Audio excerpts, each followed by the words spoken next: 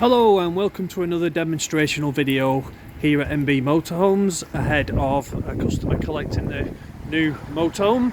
This time it's a 2015 Hymer T514.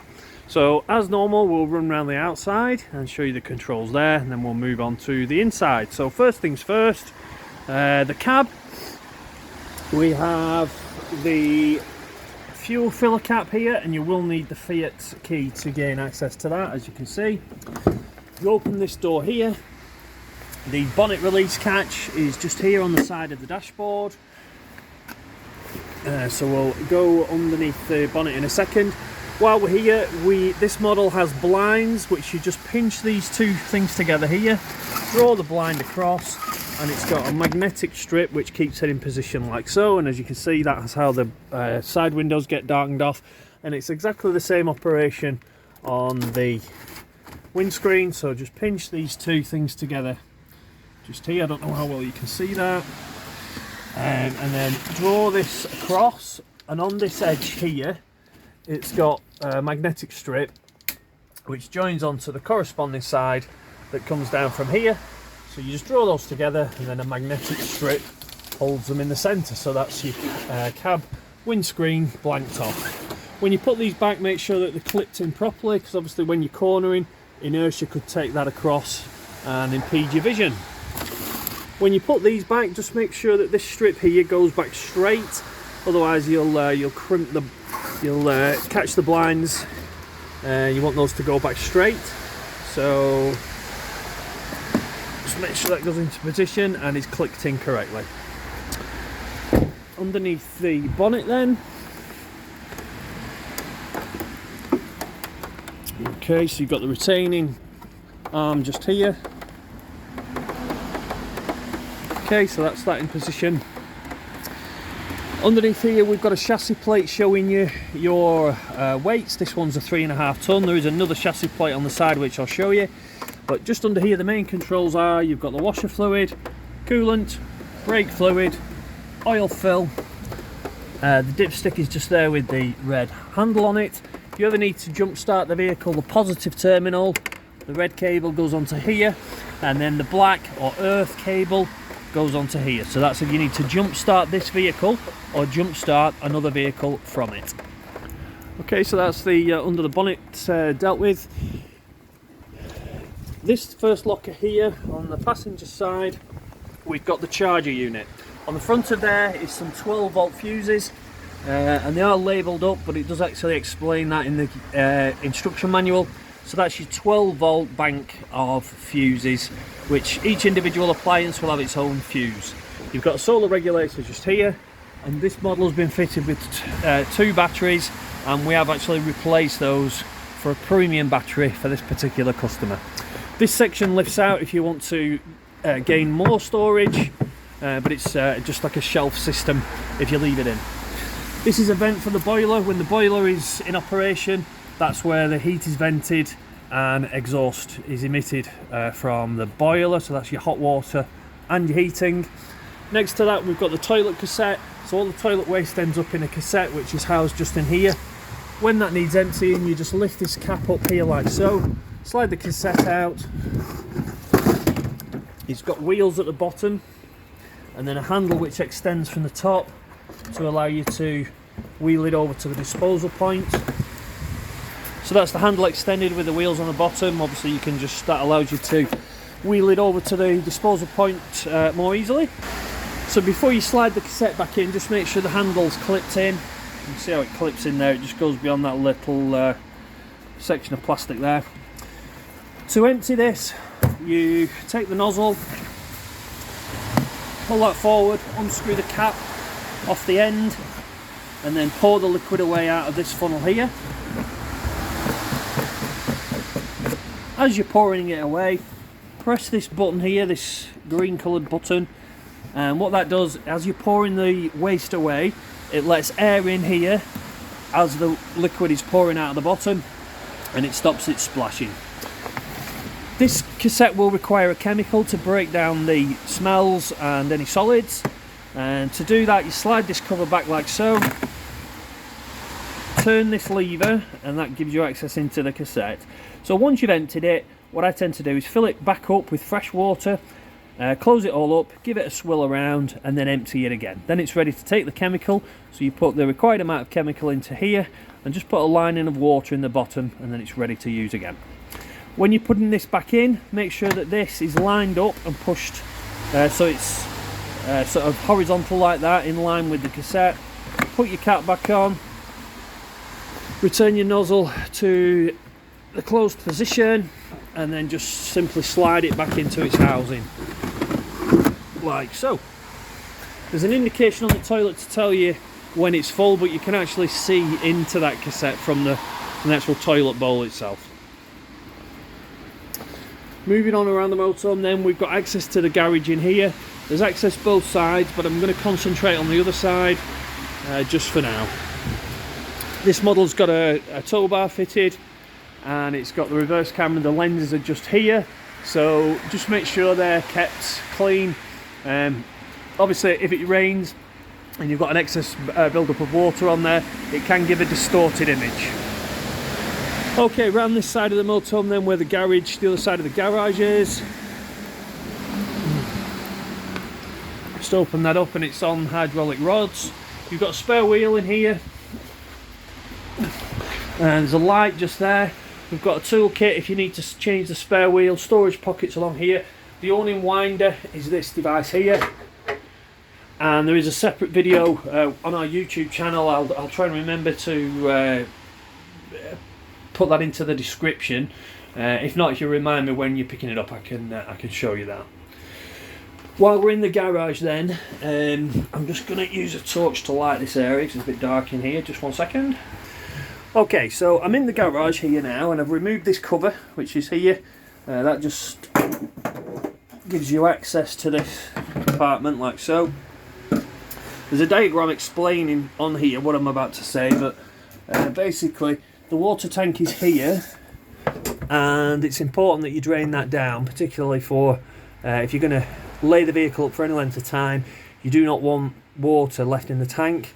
If it freezes, particularly in weather like we've got today, if it freezes in that tank, the water will expand, turn into ice, and potentially crack the tank. And you can see there's a lot of pipe work here. You need to get all that water out of these pipe work runs so that it doesn't freeze. So the way that you empty the tank is this. See that there? This wheel here, if you turn that anti-clockwise, basically what it does is it unscrews a plug which is in the bottom of the tank. If you unscrew it anti-clockwise, you'll feel it click, and that will actually drain it down to 20 litres. The reason for that is it's easy to calculate weight. 20 litres is 20 kilos. So if you go anti-clockwise, feel it click, and then you drain down to 20 litres.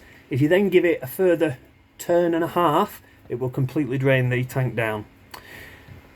In order to fill the tank again, you need to close that valve. When you're doing that, just make it, just tighten it finger tight. Don't over tighten it, because it's only a plastic screw in the bottom. It's just a plastic thread, so if you over tighten it, you're in danger of damaging that thread. And if you over untighten it, if that makes sense, if you untighten it too much, what you'll do is the thread will come completely out of the bung in the bottom of the tank, which is designed to remove. So only give it, once you've gone past the little notch that you feel that drains it down to 20 litres, only give it a turn and a half beyond that, and then just finger tight when you're tightening it back up. Okay, so in the garage, that's the cover that I've just taken off that reveals the tank and the drain down for that. The spare wheel, to get that off, you're going to need to take the wheel trim off, and then there's bolts, I don't know if you can see those, just behind, just in there, to get that spare wheel off its housing. Okay, these locks, just worth mentioning, the way that they unlock is you turn them, sorry, that's locked it, so to unlock it, you turn them anti-clockwise, and then obviously open the door, and you can see it, that's attached to a mechanism like so. So push it to, turn it, lock the lock, and then push them flat, and then that's how the door locks. So you need to actually lock the lock first and then push them in. Okay, working on around the motorhome, then we have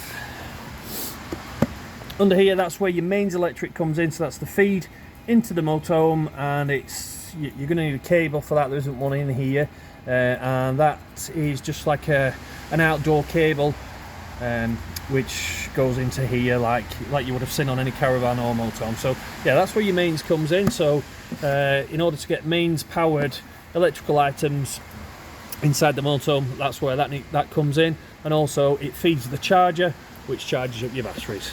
The next one along is where you fill your water tank. So what I've just mentioned about the water tank, to fill that, then you just put a hose pipe into this and fill it using a hose pipe.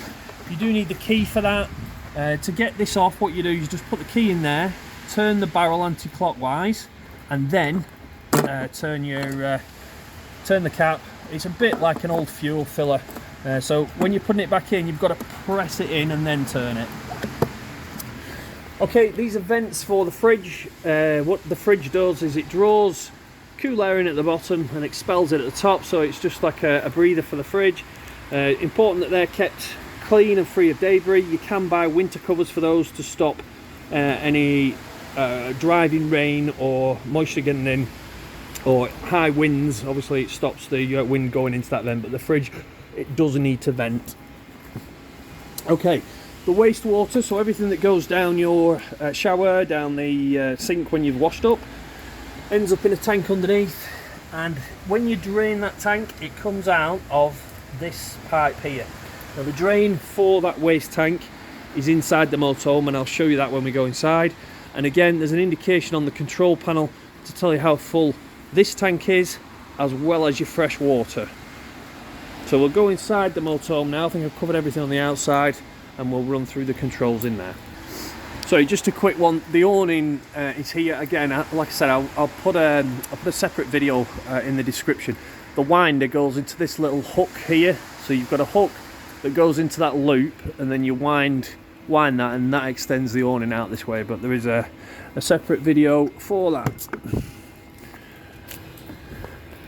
Okay, we're in the motorhome now. I'll just go through it in a methodical manner. So the driver's seat and the passenger seat both swivel, called captain's chairs. So in order to get those to swivel, there's a catch here. You just pull that this way like so, and that will allow you to swivel the seat. So you can see I've swiveled the seat there. There is a bit of adjustment. You probably need to bring the seat forward on its runner to get it to go all the way around. It won't lock in position that way, but it will lock in the sort of normal driving position, forward facing, and that locks it back into position. This motorhome didn't have a stereo when the customer viewed it. We've since fitted one, and the reversing camera monitor is just there.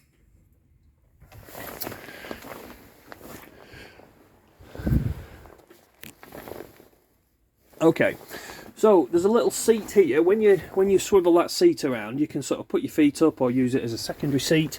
It just pulls up and slides over like so. Obviously it blocks the door a little bit, but you can still get past. But it's useful if you've got that swivel around. You can put your feet up on there, and it does double as a seat as well. A bit tricky with one hand. Okay, so we've got the dinette here. There's some things to talk about in here. The table is adjustable and will slide that way. The first one is this mechanism here. So what that is a drain for the boiler. When you fill your freshwater tank up, what that freshwater tank does when you switch the water pump on is draw water through, fill up the boiler, and then it'll eventually come out of your hot water tap. So what you need to do is a thing called purge the system. So when you fill up your fresh water, you need to switch your hot tap on and wait until you get a pure flow of water coming out of your hot tap. What that then means is that you have pushed some of the water out of your freshwater tank, filled up your hot water boiler. There's no point in switching your hot water on until you've filled the boiler. You'll just be heating thin air, and it can actually damage the element. So when you first fill up with water, switch the pump on, pump some water through and wait until you get a pure flow of water coming out of your hot water tap. You then know that the boiler's full. This is a safety valve for the boiler. So what it does is it'll sense if the temperature has reached 6 degrees or below. If that happens and the boiler isn't switched on, it will automatically drop all the water out of the boiler. This now is in the open position, so you can see there's a pipe leading to this, and this is like a break in that pipe. So what it does is it drops all the water out of the boiler onto the floor. In order to close that and retain all the water in your boiler and make it a usable vessel of water to heat, this little diamond shaped thing on the top here needs to face that way. And I don't know if you can see this, but there's a little blue button just there next to the pipe, and that must be pushed in. Just there. So you push that little button in. If I was to open this manually by turning this like so, that little button on the front has popped out. So there's two things you need to do with that valve. Make sure that this diamond thing here is facing that way, and that's in the usable position, retains the water. If it looks like that, then the boiler can't be filled, and it's probably because the temperature's dropped when you're not using the motorhome, when it's dropped all the water out. There's a cover for that to go on. Next thing, and another safety precaution regarding water, is there's a break, another break in the pipework with a tap on it, which is just there, and it's simply, you just turn that tap, and what it does is it drains down the residual water that's housed in all of this pipework here. So when you're draining down, the procedure is open up your tank, which I showed you in the back, make sure that's open. Open this tap up here, make sure this tap is open as well for the boiler, and open up your taps in the kitchen and in the bathroom. What that does is it lets air into the water system and allows water to drain out onto the bottom. So the air's coming in here because the tap's open and the water's draining out onto the floor. So we've got cold weather at the moment. All of these are going to be open and therefore there's no water in it. There's another little hatch here in the floor, and that tap there is the drain for the wastewater. So that's how you drain your wastewater when there's an indication on your control panel that it's required to do so. Okay, so I mentioned the control panel, we'll have a look at that now. And it's just above the door here. Okay, so the control panel, if you give this dial here a click in the centre, it switches your 12-volt circuit on. So if you turn the wheel, we've got your this is indicating your leisure battery and your leisure battery condition. We're not plugged in, but we're still showing 12.5 volts, so that's a good leisure battery system.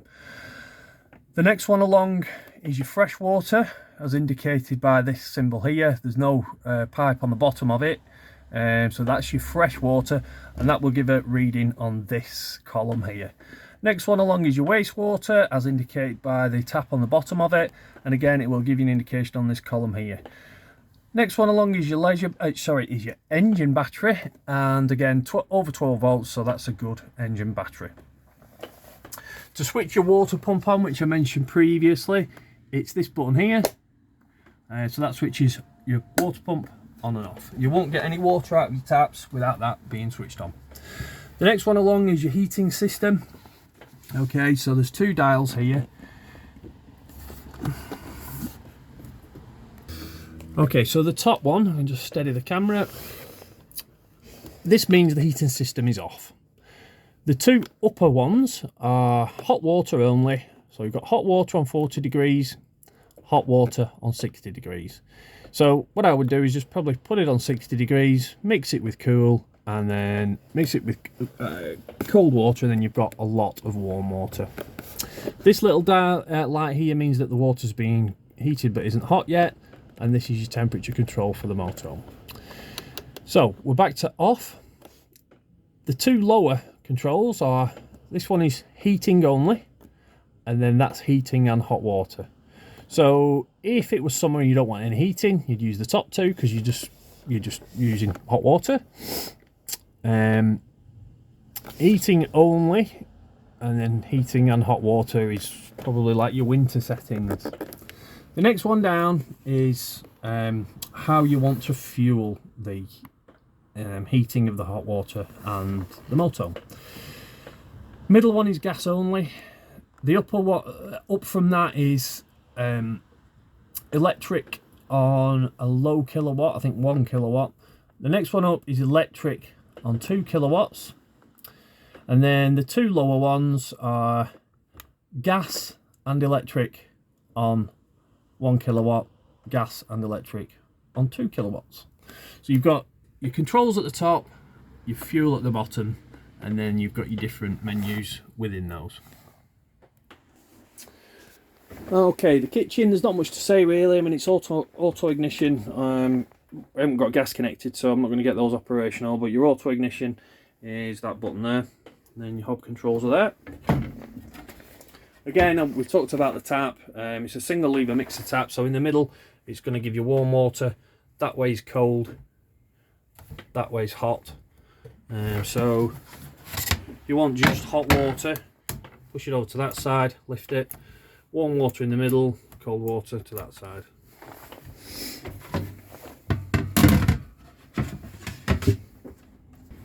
Okay, so we've got an oven and grill. The grill, let's have a look here. Yeah, so middle is off, grill if you turn it that way, and then your oven is that way with your temperature control. It's automatic ignition. I think when you push this in, yeah, you can see it sparking there. So that's the oven. Your fridge is a three-way fridge. It will run on 3 different power sources. Okay, so to switch the fridge on, it's that button there. To select the power source that you want, you can press the buttons yourself. So that's mains electric, gas, 12 volt. Now the 12 volt will only work when the engine is running. It uses the engine alternator to power the fridge. If you want to not worry about selecting the right power source, then if you press A, auto, it will automatically select the most relevant power source. So switch it on, mains electric, gas or 12 volt. If you press A, it will automatically select those power sources for you. It tries to get electric first, then gas, then it'll try and find power from the alternator, but it only uses that when the engine is running. It won't work now because we haven't got any of those systems giving it any power. This one here adjusts your temperature, so on a really hot day you want the fridge to work harder, so you push this up to the top. If you do that on a really cold day and leave it on maximum, it will ice up, and it's also dependent on the content of the fridge. So the more you've got in there, then the higher the power output needs to be. Okay, to switch the fridge off, this will actually help you defrost it, so that's just a defrost setting. This long press on here to switch the fridge off. If you're going to leave the fridge and freezer for any length of time and not use it, you don't want the door to be closed and the stagnant air build up in here. So there's a little catch, and I think it's the same on the fridge. Push this forward. Oh, you can see that. That catch there. Push that forward, and it leaves a little catch here for this to engage on. So it means that the door can be left slightly ajar. So it's exactly the same arrangement on here. This little tab here, if you push that forward, it lets you put the hook, this hook here, onto a catch which is pushed forward and leaves the door slightly ajar so that it can breathe and you don't get stagnant air building up and nasty smells. Okay, the bed area, we've actually laundered the covers for this particular customer on this model, so it's nice and fresh for them. Not much to say in here, it's just a double bed with your storage around there. To open this, you've got to slide that like so.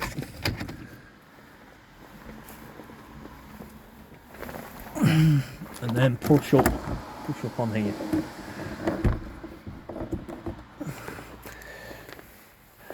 Okay, I'll move on to the bathroom.